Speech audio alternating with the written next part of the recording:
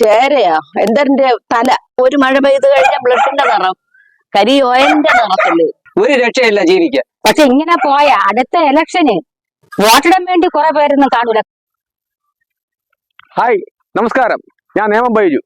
ഞാൻ ഇന്ന് പറയാൻ വരുന്ന വിഷയം അതേ കേരളത്തിൽ 7 ശുദ്ധജല തടാകത്തിൽ ഒന്നാണ് നമ്മുടെ വെള്ളായണിക്കായൽ. അതേ ട്രിവാൻഡ്രം സിറ്റിയിൽ നിന്ന് ഏതാണ്ട് 14 കിലോമീറ്ററോളമാണ് ഇവിടെ വരാൻ. അതെ, ഞാൻ ഇന്ന് പറഞ്ഞു വരുന്ന വിഷയം വേറൊന്നുമല്ല. ഏറ്റവും മാലിന്യം കൊണ്ടുകൂടുന്ന സ്ഥലമാണ് ഇവിടെ വെള്ളായണിക്കായൽ. ഇവിടെ കുളിച്ചോടിക്കുന്ന ഒരു കടവാണിത്. ഇവിടുത്തെ ഈ ഒരു അവസ്ഥയാണ്. അതായത് മാലിന്യം കൊണ്ട് ഇവിടെ മൊത്തം നിറഞ്ഞിരിക്കുകയാണ്. ഇവിടുത്തെ ഒരു അവസ്ഥ ഒന്ന് പറഞ്ഞു കൊടുക്കാം. ഇവിടെ എന്ന് പറഞ്ഞാൽ ഞാൻ എന്റെ കൊച്ചുനാൾ തൊട്ടേ ഇവിടെ ജീവിക്കണേ. ഈ കടവ് തന്നെ ആൾക്കാർക്ക് കുളിക്കാൻ വേണ്ടി കെട്ടിയിട്ട ഒരു കടവാണ്. ഞങ്ങൾ ഇവിടെ നനയ്ക്കുകയും കുളിക്കുകയും എല്ലാം ചെയ്തുകൊണ്ടിരുന്നതാണ്. ഇപ്പോഴത്തെ ഈ അവസ്ഥ ഒന്ന് നോക്കി നോക്കണം. ദാ ഈ മാലിന്യം വന്നിറങ്ങി ഇവിടെ മുതൽ ഇങ്ങനെ നെടുങ്കുളം മുതൽ ഇങ്ങനെ പിഞ്ചക്കരി വരെ ഇത് തന്നെ അവസ്ഥ. ഈ വെള്ളമാണ് വലിയ തോട്ടിൽ അടിക്കുകയും ഇത് കായലിൽ പോയി ശുദ്ധജല തടാകത്തിൽ പോയി ആൾക്കാർക്ക് കുടിക്കാൻ പമ്പ് ചെയ്ത് കയറ്റി വിടുന്ന വെള്ളവും ഇതാണ്. നാറി വീട്ടിലൊന്നും ഇരിക്കാൻ നിവർത്തിയില്ല. വീട് വാതിൽ തുറന്നിടാൻ പറ്റില്ല. എന്റെ മോളെ അയച്ചിട്ട് ഇപ്പൊ ഒരു കൊച്ചുണ്ട്. ആ കൊച്ചിനെയും കൊണ്ട് അവർ ഇവിടെ വന്നാൽ ഒരു ദിവസം പോലും വീട്ടിൽ നിൽക്കാൻ പറ്റില്ല. ആ കൊച്ചിനെ നാറിന കൊച്ചു മക്കളെ. ഈ വെള്ളം എവിടെയാണ് പോകുന്നത്? ഈ വെള്ളം കായലിലത്തേക്കാണ് പോണം. ഇത് തന്നെ ജനങ്ങൾക്ക് കുടിക്കാൻ കൊടുക്കുന്ന വെള്ളം. ഇതാ കണ്ടില്ലേ ഈ ധരിച്ചു കിടക്കണത് ഇത്രയും. അച്യുതാനന്ദ സഖാവ് വരുന്ന സമയത്ത് കൂടെ വന്ന് വിത്തെറിഞ്ഞ വയലാണ് ഈ കിടക്കണതെല്ലാം.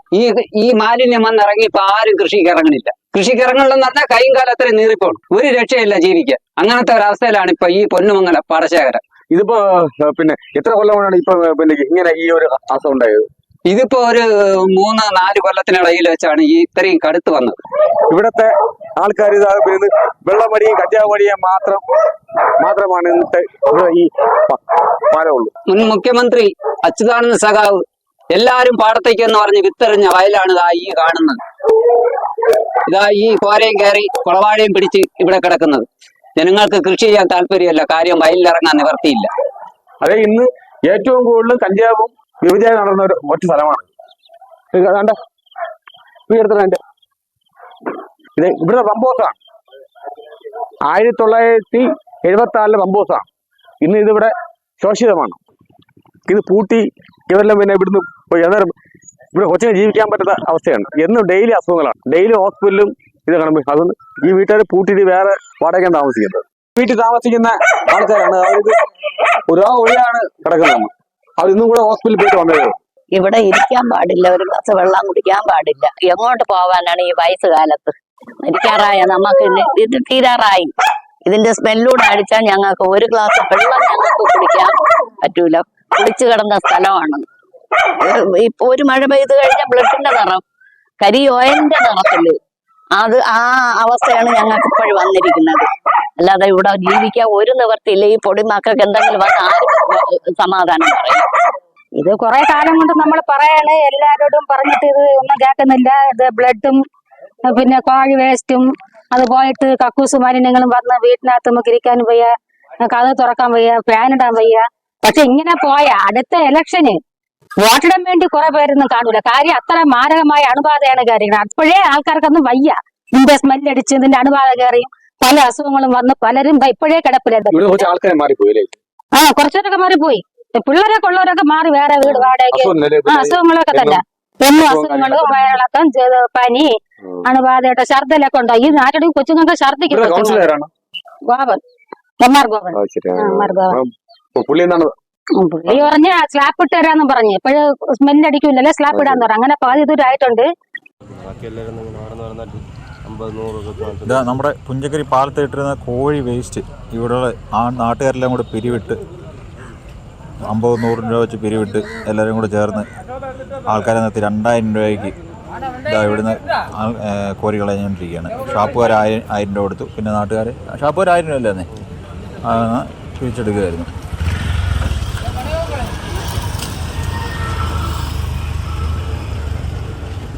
ഇതൊരു കൃഷി പേഷ്യന്റ് ആണ്. അവർക്ക് ഇവിടെ നിന്നാണ് ഏറ്റവും കൂടുതൽ അസുഖത്തിന്റെ കാരണം ഏറ്റവും കൂടിയത്. അവരവസാനം കൊണ്ട് കേൾക്കാം. ഇത് ഈ നല്ല ശുദ്ധജല തടാകത്തിന്റെ ഒരു കൈവഴിയായ ഈ തോട്ട് കൂടെ ഒഴുകി വരണേന്ന് പറഞ്ഞ കക്കൂസ് മാലിന്യങ്ങള്, ഇറച്ചി വേസ്റ്റിന്റെ മാടിനെ കൊല്ലണതിന്റെ ആ ബ്ലഡ് എല്ലാമാണ് ഇതിലെ ഈ തോട് വഴി വരുന്നത്. ഈ വെള്ളം ചെന്നുമ്പോ നമ്മളെ ശുദ്ധജല തടാകമായ കായലിലാണ് ചെന്ന് അവസാനിക്കണത്. ഈ വെള്ളമാണ് ഇവിടുന്ന് ഫിൽട്ടർ ചെയ്ത് വീണ്ടും കുടിക്കുന്നത്. ഈ വെള്ളമാണ് ശുദ്ധജല തടാകമായ കായലിൽ പോയി തങ്ങണതും അവിടെ നിന്ന് വിഴിഞ്ഞം, കോവളം പ്രദേശം, പിന്നെ വെങ്ങാനൂർ പ്രദേശത്ത്, കല്ലിയൂർ പഞ്ചായം എന്ന് വേണ്ട ഈ എല്ലായിടവും കുടിവെള്ളമായിട്ട് എത്തിക്കുന്നത് ഈ ശുദ്ധജല തടാകമായ ഈ കായൽ വെള്ളമാണ്. വിഴിഞ്ഞത്ത് ഒരിക്കൽ ഒരു പ്രശ്നം ഉണ്ടായി. പൈപ്പ് കൂടെ വെള്ളം എടുത്തപ്പോഴത്തേക്ക് പുഴുക്കളുണ്ടായിരുന്നു. ചേരയാ എന്തതിന്റെ തല, അതായത് നീർക്കോലിയിലാണോ ചേരയാണോ ഒന്നും അറിയില്ല, പൈപ്പ് കൂടെ അതിന്റെ അവശിഷ്ടങ്ങള് അവര് ശുദ്ധീകരിക്കുന്നു എന്ന് പറയുമ്പോഴത്തേക്ക് ബ്ലീച്ചിങ് പൗഡർ ഇട്ടാ ഇതൊരു ശുദ്ധീകരണം ആവൂല. ഗവൺമെന്റിനോട് പറയാനുള്ളത് ഒന്നാമത്തത് ഇത് ആരോഗ്യ പ്രശ്നമാണ്. അപ്പൊ ആരോഗ്യ വകുപ്പ് ഇത് കൈകാര്യം ചെയ്യണം. പിന്നെ ഗവൺമെന്റ് ഇതിനെ ഈ വേസ്റ്റുകൾ ഇടുന്നതും ഈ അറവ് മാലിന്യങ്ങള് അപ്പൊ ഇതെല്ലാം നിർത്തലാക്കണം. പിന്നെ അതിനു വേണ്ടി ഉള്ള നടപടി സ്വീകരിക്കണം.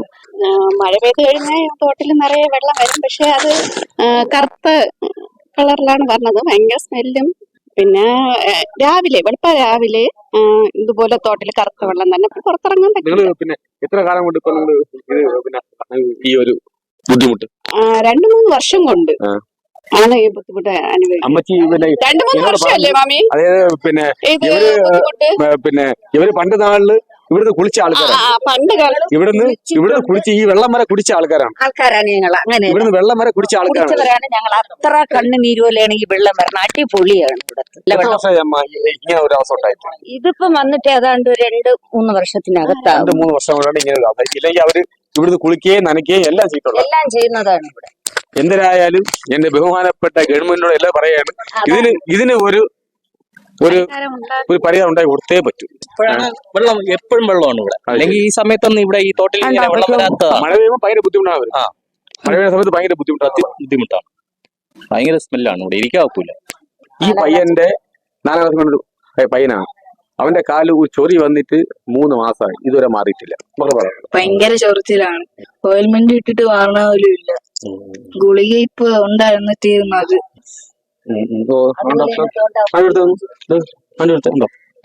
ഇതുവരെ മാറിക്കണ്ടോ? ഇത് ഭയങ്കര വല്ലാത്ത ഒരു അവസ്ഥയാണ്. ഇതിന് എന്താണ് നമ്മൾ ജീവിക്കുന്നില്ലേ? എങ്ങനെയെങ്കിലും ഈ ഗവൺമെന്റ് ഞങ്ങൾക്ക് ഇത് ശരിയാക്കി തന്നേ പറ്റുള്ളൂ. അത്രയും ഞങ്ങൾക്ക് ചെയ്തു തന്നാൽ വളരെ ഉപകാരം. രാവിലെ എണീക്കുമ്പോഴൊക്കെ ഭയങ്കര സ്മെല്ലാണ് തോട്ടിൽ. അല്ല, ഇപ്പൊ 3 വയസ്സായ എന്റെ ചെറുകുട്ടിയുടെ മോൻ വന്നിപ്പോ എന്റെ ഇവിടെ സ്മെല്ലൊന്നും എന്തിനാ നാറിന്. ഞാൻ പറഞ്ഞ മക്കളെ തോട്ടിലെ വെള്ളമാണെന്ന് പറഞ്ഞു. എത്രയെന്ന് പറഞ്ഞ് ഞങ്ങള് കഥ പടച്ചൊക്കെ ഇരിക്കും. ജനല തുറക്കണ്ടേ, വെളിയിലിറങ്ങണോ? ഇതാണ് നമ്മുടെ ആറാട്ടുകടവ്. ഇവിടെയാണ് വെള്ളായണി ദേവിയുടെ ആറാട്ടും മറ്റു കാര്യങ്ങളെല്ലാം ഇവിടെ വെച്ചാണ് നടത്തിക്കൊണ്ടിരിക്കുന്നത്. അതുപോലെ തന്നെ ഇവിടെ കൃഷി നശിച്ചുകൊണ്ടിരിക്കുകയാണ്. അതുപോലെ ഈ പള്ളിച്ചല്, പിന്നെ ഈ പള്ളിച്ചല് ആ ഭാഗത്തുനിന്ന് വരുന്ന വേസ്റ്റും ഇവിടെയാണ് വന്ന് അടിയുന്നത്. അതുപോലെ തന്നെ ഈ കോഴി വേസ്റ്റിന്റെ ഈ മാലിന്യവും മറ്റുള്ളതും ഇവിടെ തന്നെയാണ് വന്ന് അടിയുന്നത്. ഇത് മൊത്തം കണക്ട് ചെയ്താണ് ഇതൊക്കെ കിടക്കുന്നത്. അതുപോലെ ഈ പള്ളിച്ചല് നമ്മളെ ഈ ദിക്കുവലി കളം അവിടെ നിന്നുള്ള ഓടയും ഇവിടെ ഈ ഭാഗത്തുണ്ട് ഓട. ഈ ഓടയിൽ നിന്ന് എല്ലാം ഈ വേസ്റ്റ്, ഈ മൊത്തം വേസ്റ്റും വന്ന് ഇവിടെയാണ് വന്നിറങ്ങുന്നത്.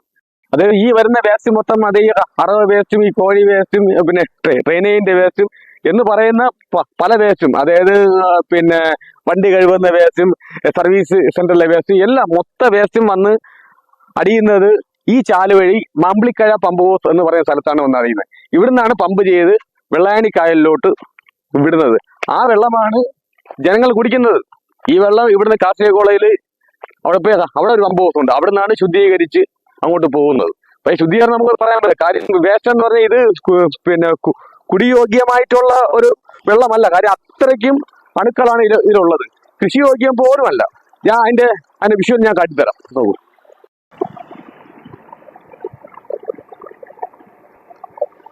പതിറ്റാണ്ടുകളായി നമ്മുടെ പ്രതികളായി നമ്മെ നയിക്കുന്നവരും ഉദ്യോഗസ്ഥ ദുഷ്പ്രഭുക്കളും ചേർന്ന് ഈ പ്രദേശം കൃഷിക്കെന്നല്ല ജനവാസത്തിന് പോലും യോഗ്യമല്ലാത്ത വിധം നരകതുല്യമാക്കി മാറ്റിയിരിക്കുകയാണ്. വ്യക്തികളും സംഘടനകളും പലപ്പോഴായി പരാതികൾ നൽകിയിട്ടും ആരോഗ്യവകുപ്പിൻ്റെയും നഗരസഭയുടെയും മാർഗനിർദ്ദേശങ്ങൾക്ക് വിരുദ്ധമായി പ്രവർത്തിക്കുന്ന സ്ഥാപനങ്ങൾക്കെതിരെ നിയമപരമായ യാതൊരു നടപടികളും സ്വീകരിക്കാതെ അവരെ സംരക്ഷിച്ചു പോരുന്ന സമീപനമാണ് ഈ നാടിനെ ഇന്നത്തെ ദുരവസ്ഥയിൽ എത്തിച്ചതിന് കാരണം. ഇതിനെതിരെ പ്രദേശത്തെ സാംസ്കാരിക പ്രവർത്തകരും ജാതി മത കക്ഷി രാഷ്ട്രീയത്തിന് അതീതമായി ചിന്തിക്കുന്നവരും ഒത്തുചേർന്ന് ജനങ്ങളുടെ ഈ ജീവൽ പ്രശ്നത്തിന് പരിഹാരമുണ്ടാക്കുവാൻ ഒന്നിച്ചൊന്നായി അണിചേരുവാൻ ഏവരോടും വിനീതമായി അഭ്യർത്ഥിക്കുന്നു. നന്ദി, നമസ്കാരം. അതുപോലെ തന്നെ വേറെ കാര്യം പറയാനുള്ളത്, ഇവിടെ ഇതാ ഷൂട്ടിങ് സീരിയലിൽ ഷൂട്ടിങ് കിടക്കുന്നുണ്ട്. അതുപോലെ തന്നെ ഈ കല്യാണത്തെ ഷൂട്ടിങ് കിടപ്പുണ്ട്. അറിയാതെ പോലും ഇറങ്ങി ആരും കാലെഴുതാൻ നിൽക്കരുത്. വല്ല അസുഖം വല്ലതും വന്ന് ചാവും.